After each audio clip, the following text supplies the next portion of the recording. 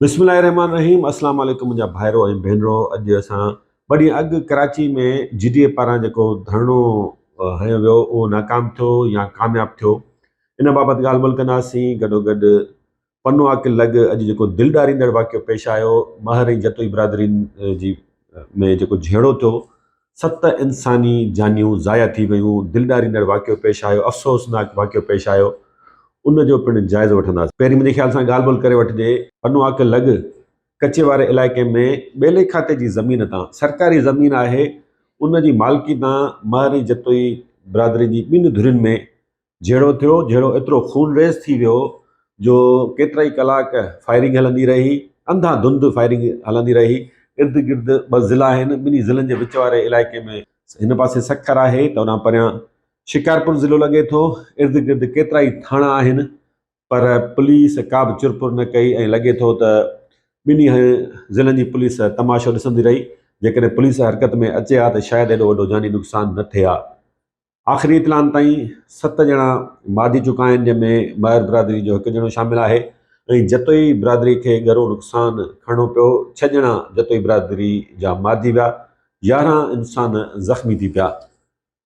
ख़ानदाननि जा ख़ानदान तबाह थी विया, अमड़ियुनि जूं झोलियूं ख़ाली थी वियूं। केतिरा ई ॿार, ख़बर नाहे केतिरा ई ॿार यतीम थी चुका आहिनि, केतिरियूं ई सुहागणियूं बेवा थी वियूं।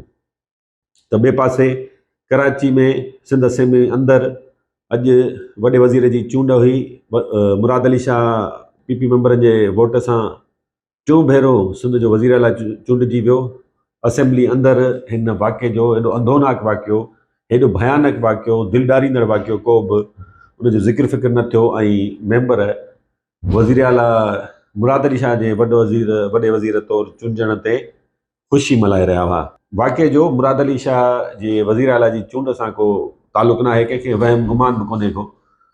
पर हिकिड़ी ॻाल्हि ज़रूरु आहे, वज़ीर आला मुराद अली शाह 8 सालनि ताईं उनखे वॾ वज़ारत हासिलु रही ऐं पोएं दौर में त मुसलसल घरू खाते जो बि वटसि कलमदान हो। जेकॾहिं मुराद अली शाह अमन अमान जी सूरत हाल सिंध में बहितर करे हा, माफ़ कजो, जेकॾहिं उत्तर सिंध अंदरि ख़ासि तौरु जेको कचे वारो इलाइक़ो आहे, पके जा बि केतिरा इलाइक़ा आहिनि, शिकारपुर हुजे, घोटकी हुजे, कश्मीर कंदकोट हुजे, जकबाबाद हुजे, हेॾां ख़ैरपुर हुजे, सखर जा केतिरा इलाइक़ा आहिनि, उते हज़ारनि जे तादाद में माण्हुनि वटि गैर क़ानूनी हथियार आहिनि। कीअं पहुचनि था, केरु थो उन्हनि खे पहुचाए, कहिड़ियूं कहिड़ियूं धुरियूं जेके आहिनि उनखे सपोर्ट कनि थियूं, सभिनी खे ख़बर आहे। वज़ीर आला मुराद अली शाह खे जेकॾहिं सिंध जे अमन जी थोरी ॻणती हुजे हा त यकीनन सूबाई हुकूमत जा जेके पंहिंजा रिसोर्सिस आहिनि, पंहिंजा इदारा आहिनि, पुलिस आहे ऐं जेके वफ़ाक़ी इदारा आहिनि, गॾिजी सॾिजी को वॾो ऑपरेशन थिए हा, गैर क़ानूनी हथियारनि जो ख़ात्मो अचे हा, त आए ॾींहुं ही जेके दिलि ॾारींदड़ वाक़िया पेश अचनि था उहे पेश न अचनि हा। हिकु पासे हीउ वाक़ियो पेश आयो त गॾोगॾु वॾो जेको खूनरेज़ तकरार आहे, सामन सुंदराणी तकरार, उहो पिणु हलंदड़ आहे। तव्हांखे ॿुधायूं त शिकारपुर हुजे, घोटकी हुजे, कश्मीर कंदकोट हुजे, 30 अहिड़ा वॾा तकरार आहिनि, 30 अहिड़ा वॾा तकरार आहिनि जिन में बिरादरियूं हिक ॿिए जूं दुश्मन बणियल आहिनि ऐं आए ॾींहुं को न को दिलि ॾारींदड़ वाक़ियो पेश अचे थो। कॾहिं 5 माण्हू मरी वञनि था, कॾहिं 6 माण्हू मरी वञनि था, अंग पूरो कयो पंहिंजे मामूली नंढियूं नंढियूं ॻाल्हियूं आहिनि। सरकार असांखे सिंध सरकार हुजे, पीपुल्स पार्टी वटि आहे साईं, पीपुल्स पार्टी गुज़िरियल 15 सालनि खां सिंध ते बादशाहत करे रही आहे। वफ़ाक़ी हुकूमत हुजे, ॼण त सिंध जे माण्हुनि खे, ॿाराड़े जे माण्हुनि खे माण्हू ई नथो सम्झो वञे, कंहिंखे को अफ़सोस न आहे, का ॻणती न आहे। बहरहाल वरी बि रियासती इदारनि खे संजीदगी ॾेखारणी पवंदी कि हेॾा वॾा जेके वाक़िया पेश अचनि था, ॿिन्ही पासे सिंधी आहिनि, सिंधियुनि खे सिंधियुनि सां विढ़ाए पियो वञे ऐं जेके धुरियूं उनजो फ़ाइदो वठी रहियूं आहिनि उनजी बि सभु खे ख़बर आहे। हाणे असां कराची वारे जेको धरणो 2 ॾींहं अॻु में लॻाइण जी कोशिशि कई वई, उनजो जाइज़ो वठंदासीं। धरणो जेको लॻणो हो सिंध असेंबली जे आॾो, उते न लॻी सघियो, छाकाणि त चयो पियो वञे त हज़ारनि जे तादाद में पीपुल्स पार्टी कराची में पुलिस नफ़री गॾु कई ऐं उन्हनि खे सख़्तु एक्शन खणण जी जो हुकुम मिलियल हो, जेको असांखे नज़र बि आयो कीअं टोल प्लाज़ा ते काफ़िलनि खे रोकियो वियो, मुख़्तलिफ़ जायुनि ते रोकियो वियो, पूरी ताक़त इस्तेमालु कई वई। पर हिन वक़्तु GDA मथां सख़्तु तनक़ीद थी रही आहे सोशल मीडिया ते त छो आख़िर माण्हू गॾु न कया विया। दावा कई पई वई त लखे माण्हू गॾु थींदा कराची में, ऐं लॻी रहियो हो छाकाणि त जेको 16 फरवरी ते हैदराबाद में धरणो लॻो, उन खां पोइ 22 तारीख़ ते मोरे में जेको धरणो लॻो, लख जे अंग में माण्हुनि शिरकत कई। माण्हुनि खे वॾी उमेद हुई त कराची में बि वॾो हिकिड़ो क्राउड गॾु थींदो, छो गॾु न थी सघियो।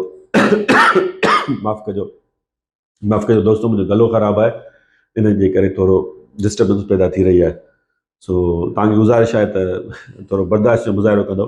बहरहाल गॾोगॾु इहा पिणु तनक़ीद थिए पई GDA मथां त डॉक्टर सफदर अब्बासी, सरदार अब्दुल रहीम, हसनैन मिर्ज़ा या कुझु अहिड़ा अॻवान प्रेस क्लब में जेके 2-3 हज़ार माण्हू गॾु थिया उते मौजूदु हुआ, उन्हनि खे मुखातिब हुआ सैयद ज़ैन शाह हो।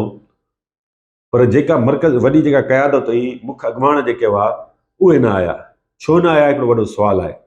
माण्हू छो न पता, चलो अॻवान त कोन आया, GDA वटि वॾी हिकिड़ी स्ट्रेंथ आहे, उहे माण्हू छो कराची आणण में नाकाम रही। असांजी हुर जमायत सां जे अॻवाननि सां, GDA जे अॻवाननि सां, फंक्शनल लीग जे अॻवाननि सां ॻाल्हि ॿोल थी आहे त हुर जमायत जे माण्हुनि जो चवणु आहे त असांखे कंहिं न चयो।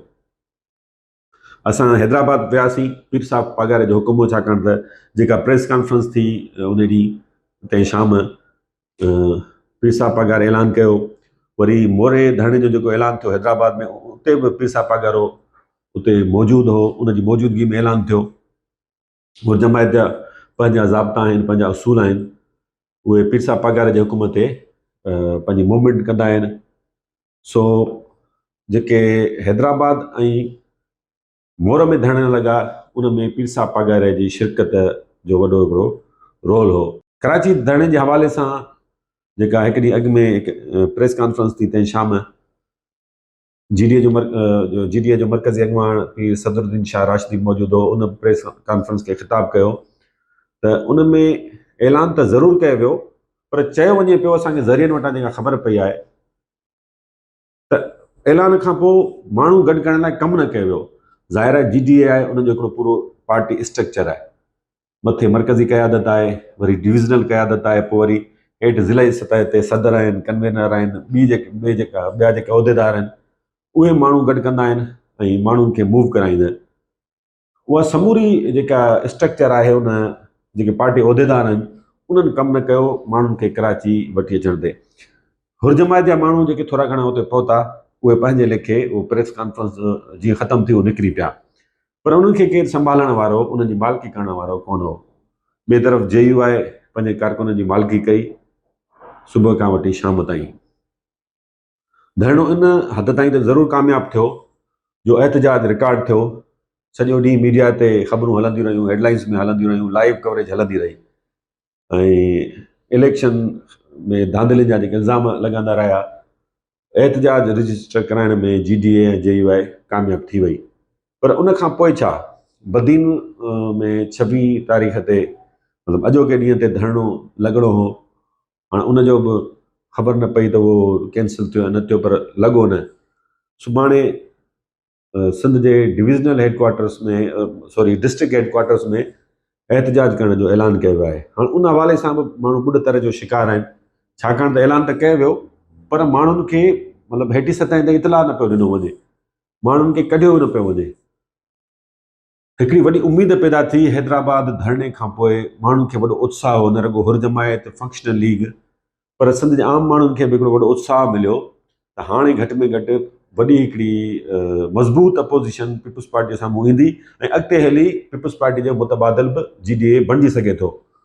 पर कराची वारी सूरत हाल खां पोइ घणा माण्हू तमामु घणो मायूस आहिनि, ऐं हाणे ईअं लॻे पियो त जीअं 2012 में हैदराबाद में ॿिटे निज़ाम ख़िलाफ़ु हिकिड़ो वॾो जलसो कयो वियो, उन खां पोइ मुकमल माठार छांइजी वई। सो हाणे उहा साॻी सूरत हाल घणनि माण्हुनि जो ख़्यालु आहे त उहा सूरत हाल पैदा थिए पई। सो GDA जा कारकुन जेके असांखे इतला मिलिया आहिनि त उन में कंहिं हद ताईं मायूसी ज़रूरु छांइजी वई आहे।